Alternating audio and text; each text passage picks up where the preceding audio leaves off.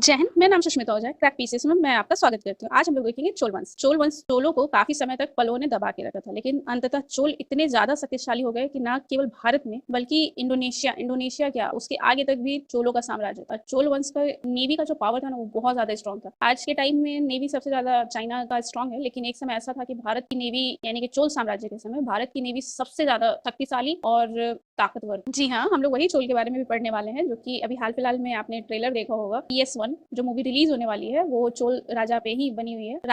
जो राजा बनेंगे, जो इसमें आएंगे, उन्हीं की लाइफ पे PS1 बन रही है, जो कि सितंबर में रिलीज होगी। मैं तो जरूर देखूंगी। ठीक है, चलिए स्टार्ट करते हैं। चोल वंश ज्यादा हम लोग बात करेंगे तो सिर्फ इनके गुणगान ही गाते रह जाएंगे, क्योंकि ये पहले इकलौता ऐसा साम्राज्य था जिन्होंने दिखाया था दुनिया को कि भारत सिर्फ वसुदेव कुटुंबकम नहीं है। आप अतिथि हो तो आप आओ, लेकिन गरजना क्या होता है? बाघ अगर 2 कदम पीछे लेता है, इसका मतलब ये नहीं कि वो कमजोर है, इसका मतलब वो और बड़ी छलांग मारने वाला है। इसीलिए इतनी बड़ी इन्होंने छलांग मारी थी कि आप देख सकते हैं मैप में, ये सारा का सारा चोल साम्राज्य के अधीन था। ये सारा हमेशा हमें इतिहास में सिखाया ये जाता है कि जितने भी राजा हुआ करते थे वो लोग भारत पे आक्रमण किए, ब्रिटिशर्स ने भारत पर आक्रमण किया, मुगलों ने किया, तुर्कियों ने किया, अफगानों ने किया, लेकिन ये ऐसा इतिहास है जिसमें पता चलता है कि इंडिया भी इतना भारतीय भी इतने समर्थवान थे कि वो इतने ज्यादा शक्तिशाली थे, वो भी कर सकते थे। लेकिन यही है कि हमारा जो आदर्श है वो हमें रोकता है। राजपूत कितने सारे ऐसे राजपूतों की कहानी हम लोग आगे पढ़ेंगे जो कि सामने उन्हें मार सकते थे, लेकिन उनका जो आदर्श नियम है वो उन्हें रोक देते थे, जिसकी वजह से काफी भारत में बहुत दुखद इतिहास भी पढ़ने को हमें मिलता है। लेकिन एक से एक बहुत बड़े महान योद्धा हुए इस यहीं पर। हम कह सकते हैं कि अशोक की जीवन जैसे हम लोग बोले तो अशोक ने पूरे भारत अखंड भारत को जीत लिया था और कलिंग को भी बलपूर्वक जीत ही लिया था, लेकिन उसके बाद उसका हृदय परिवर्तन हो गया और वो एक संत बन गए और उन्होंने बौद्ध धर्म का बहुत प्रचार विचार किया, जिसकी वजह से एशिया में बहुत बड़े पैमाने पे बुद्धिज्म को फॉलो किया जाता है। जितने भी एशिया के हमारे अगल बगल के जितने भी देश, वहाँ पे बुद्धिज्म को बहुत ज्यादा वैल्यू दी जाती है। वो भी अगर हम लोग पढ़ेंगे करंट अफेयर या जो भी विदेश नीति पढ़ेंगे तो उसमें भी आप देख सकेंगे कि कैसे भारत से निकला हुआ धर्म जो है वो आज दुनिया में फॉलो किया जाता है। इस्कॉन जो कि सनातन धर्म को मानता है, उसके कितने सारे ब्रांचेस है दूसरे देशों में, जहाँ पे लोग भगवान को याद करते हैं, भजन कीर्तन करते हैं। हमारा देश शब्द नहीं है मेरे पास कि हमारा देश कितना महान है। छोड़िए, इतना आपको ज्यादा ही लंबा हो जाएगा। हम लोग अभी स्टार्ट करते हैं चोल साम्राज्य। स्टार्ट करते हैं। चोल के जो पहले राजा थे वो विजयालय थे। ठीक है, चोल पल्लव के सामंत के रूप में जिंदगी जी रहे थे। जैसे कि आप जानते हैं कि पल्लवों ने चोल को दबा दिया था, उनको हरा करके उसके बाद उनको अपना सामंत बना लिया था। अच्छा ही किया था क्योंकि सामंत बना करके वो थोड़े कमजोर हुए, लेकिन वो उसके बाद स्ट्रॉन्ग बन करके और बड़े रूप में आए, जिन्होंने दक्षिण भारत के ज्यादातर हिस्सों पे दक्षिण भारत पे चोलों ने ही राज किया है। कम से कम चोल जब से सेकंड चरण में जब से आते तब से। ठीक है, तो अब आगे देखते हैं। जिंदगी जी रहे थे। पल्लव और पांडवों के बीच युद्ध चल रहा था। इस कमजोर स्थिति का फायदा उठाकर विजयालय ने खुद को स्वतंत्र राजा घोषित कर दिया और विजयालय ने तंजौर पर अधिकार कर लिया और उसने उसे अपनी राजधानी बनाई थी, यानी कि तंजौर को अपनी राजधानी किन्होंने बनाई थी? विजयालय ने। सेकंड चरण जब आता है चोल का। ठीक है, पल्लवों को मारने के लिए इस वंश का अगला शासक यानी कि आदित्य प्रथम आते हैं।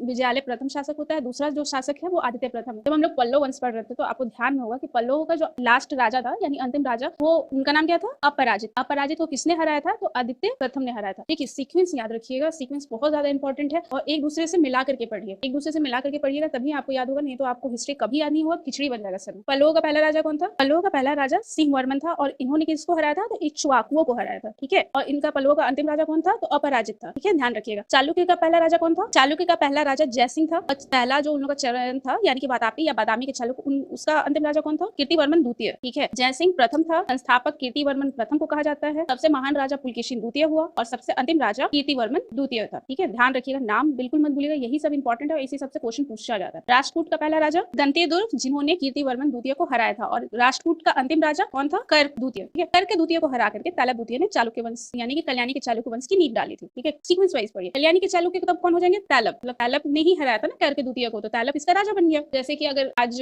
पहले हमारे जो पीएम थे मनमोहन सिंह थे, मनमोहन सिंह को हरा करके उसके बाद नरेंद्र मोदी बैठे। ऐसी राजा है कर्क द्वितीय, जब राज कर रहा था उसको हरा करके उसके बाद तालब द्वितीय बैठ गया। तो कर्क द्वितीय राष्ट्रकूट का अंतिम राजा, कल्याणी के चालुक्य का पहला राजा तालब द्वितीय, और अंतिम राजा कौन था? कल्याणी के सोमेश्वर चतुर्थ। ध्यान रखिएगा, ये सब बहुत इंपॉर्टेंट है, ये सब याद रखना बहुत ज्यादा जरूरी है, यही सब में कंफ्यूजन होता है, यहाँ से क्वेश्चंस आते हैं। सीक्वेंस याद रहेगा तो आप भूलिएगा नहीं, और अगर आप भूल भी जाइएगा तो मैं हूं ना याद दिलाने के लिए, डोंट वरी। आज लगता है क्लासेस कुछ ज्यादा ही लंबी होगी। चलिए अब हम लोग वापस से पढ़ाई पे आते हैं। आदित्य प्रथम जो था वो दूसरा राजा था। आदित्य प्रथम ने क्या किया था? पल्लवों को हराया था, यानी कि पल्लवों का नाश किया था, और अंतिम राजा किसको हराया था?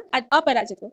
अपराजित जिसको कोई पराजित नहीं कर सकता, उसको आदित्य प्रथम ने पराजित कर दिया था। ठीक है, ध्यान रखिएगा। इसके पश्चात परांतक प्रथम शासक हुआ, यह चोल वंश का वास्तविक संस्थापक था। ठीक है, इसने पांड्य शासक को पराजित किया, उसकी राजधानी मदुरै सहित उसके राज को अधिकार में ले लिया। ठीक है, साथ ही उसने मदुरै कोंड की उपाधि धारण की थी। कोंड का मतलब होता है विजेता। ठीक है। मदुरई कोंड यानी कि मदुरई का विजेता उपाधि किसने ली थी? परांतक ने, ध्यान रखिएगा, परांतक प्रथम ने, ठीक है। परांतक प्रथम के उत्तर मेरूर अभिलेख से चोल प्रशासन के अधीन स्थानीय स्वशासन की जानकारी मिलती है। यानी कि परांतक प्रथम ने एक अभिलेख लिखवाया था, उत्तर मेरूर अभिलेख। ये भी क्वेश्चन में आता है, ध्यान रखिएगा। उत्तर मेरूर अभिलेख से किस बात का पता चलता है? तो उस वक्त का जो स्थानीय स्वशासन यानी कि प्रशासन कैसा चल रहा था, ठीक है। परांतक विद्वानों का आश्रयदाता था। ऋग्वेद पर टीका लिखने वाले वेंकट माधव इनके समकालीन थे। इसके पश्चात परांतक द्वितीय शासक बना, इसे ही सुंदर चोल कहा गया है, ठीक है। इसके पश्चात राजा राज प्रथम, यानी ये वही है जिन पर मूवी बनी है, राजा राज प्रथम। इनका जो राज्य था, मतलब शासन काल था, वो 985 से 1014 ईस्वी तक था, ठीक है। यानी कि 985 से लेकर के 1014 ईस्वी तक शासन इन्होंने किया था। इनका मूल नाम राजकेशरी अनुमोली वर्मन था। इन्होंने ममुंडी चोल की उपाधि धारण की थी। तिरुवलंगांड ताम्रपत्र से पता चलता है राजा राज प्रथम ने श्रीलंका पर आक्रमण किया। इस समय श्रीलंका का शासक महेंद्र पंचम था। राजा राज ने श्रीलंका की राजधानी अनुराधापुरम को नष्ट किया तथा पोलनरुआ को नई राजधानी बनाई। राजा राज ने सत्यासे की राजधानी मानेखेत, जो कि राजकूटों की राजधानी थी, सत्यासे राजकूट के एक राजा थे, ठीक है, तो लूटा था। किसने? राजा राज ने। राजा राज ने कलिंग तथा मालदीव को भी जीता था। इसी ने 1000 ईस्वी के आसपास भूमि सर्वेक्षण का कार्य करवाया था। याद रखिएगा, ये पहली बार हुआ था। ये पूरे भारत में पहली बार भूमि सर्वेक्षण का कार्य किन्होंने करवाया था? तो राजा राज ने करवाया था। क्वेश्चन पूछा जाता है, इसलिए याद रखिएगा कब करवाया था? तो 1000 ईस्वी के आसपास। राजा राज ने ही तंजौर में बृहद मंदिर या राजा राजेश्वर मंदिर का निर्माण करवाया था। 1014 से लेकर के 1044 ईस्वी तक राजेंद्र प्रथम शासक बना। राजेंद्र प्रथम और महान राजा थे, राजा राज के पुत्र थे। कहा जाता है ना कि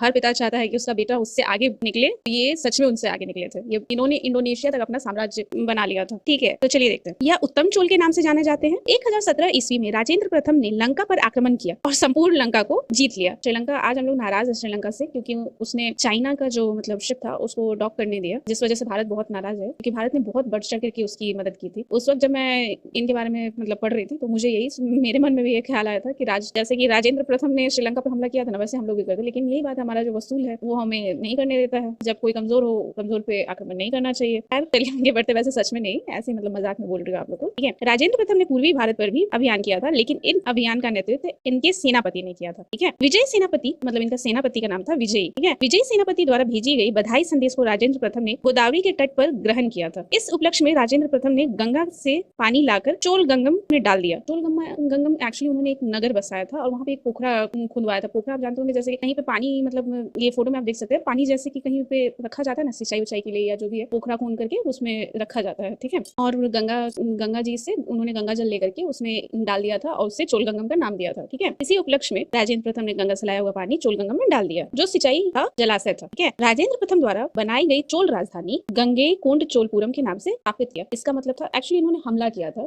बंगाल के शासकों पर, क्योंकि वहां से जाकर के इन्होंने अपना मतलब विस्तारवादी जो सोच था उसको, उसी वजह से इन्होंने हमला किया था। और वहां से फिर गंगा का पानी लेकर के आए और अपने आप को गंगई कोंड चोलपुरम का मतलब होता है गंगा को जीतने वाला। कोंड का मतलब मैंने आपको बताया था ना, विजेता। और चोलपुरम यानी कि चोल की राजधानी। इसी मतलब तोड़ के याद कीजिएगा तो आपको याद हो जाएगा। गंगई कोंड चोलपुरम यानी कि गंगा को जीतने वाले चोलों की राजधानी, इसका मीनिंग ये है। और इसको अपनी राजधानी बनाई थी। ये चोलों की तीसरी राजधानी थी, ठीक है, मैं स्थापित किया था। इसी उपलक्ष्य में राजेंद्र प्रथम ने गंगई कोंड की उपाधि धारण की थी। गंगई कोंड यानी कि गंगा को जीतने वाला, ठीक है, इसकी उपाधि धारण की थी। गंगई कोंड चोलपुरम नामक राजधानी उन्होंने बनाई थी, मतलब एक शहर बनाया था जिसका नाम उन्होंने गंगई कोंड चोलपुरम रख दिया, ठीक है। ये उनकी राजधानी बन जाती है। उसके बाद इसके काल में ही हुए पांड्य एवं चेर विद्रोह को दबाने के लिए राजा धीराज को भेजा गया। राजा धीराज एक्चुअली इनके पुत्र थे राजेंद्र प्रथम के। ये हम लोग नेक्स्ट क्लास में पढ़ेंगे, क्योंकि वीडियो बहुत लंबा हो जाएगा। तो मिलते हैं नेक्स्ट क्लास में। लेकिन अगर आपको मेरा वीडियो अच्छा लगता है तो लाइक कीजिए, सब्सक्राइब कीजिए और मुझे सपोर्ट कीजिए। और कोई भी सजेशन देना हो तो कमेंट में लिख सकते हैं। और अगर आपको मेरा वीडियो अच्छा लगता है तो भी आप कमेंट में लिख सकते हैं, मुझे बता सकते हैं, ठीक है। थैंक यू, मिलते हैं नेक्स्ट क्लास में। Thank you.